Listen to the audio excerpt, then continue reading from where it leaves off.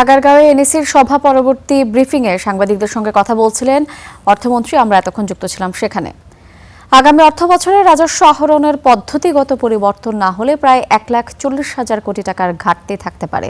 লক্ষ্যমাত্রা অর্জন করলে প্রয়োজন পড়বে 42% প্রবৃদ্ধির। আসছে বাজেট নিয়ে নাগরিক প্ল্যাটফর্ম আয়োজিত সংলাপে এই তথ্য তুলে ধরেন সিপিডির গবেষণা পরিচালক তৌফিকুল ইসলাম খান। তিনি বলেছেন, আগামী অর্থ বছরের সম্ভাব্য রাজস্ব আয়ের লক্ষ্য ধরা হতে পারে প্রায় 6,95,000 কোটি টাকা। বর্তমান পরিস্থিতিতে এই লক্ষ্যমাত্রা অর্জন কঠিন হবে।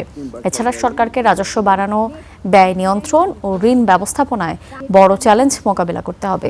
অনুষ্ঠানে সিপিডির সম্মানীয় ফেলো ডক্টর মোস্তাফিজুর রহমান বলেছেন, বাজেটের মূল উদ্দেশ্য হওয়া উচিত আয় এবং সম্পদের পুনর্বণ্টন নিশ্চিত করা।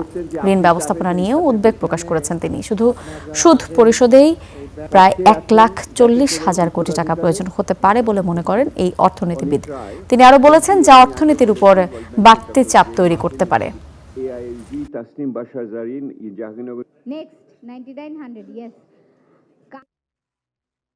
আমাদের দেশে রাজস্ব ব্যবস্থাপনায় এত টাকা প্রযুক্তির পেছনে গিয়েছে, কিন্তু আমাদের 10.9% থেকে রেভিনিউ জিডিপি রেশিও এখন 7.7-এ এসে দাঁড়িয়েছে।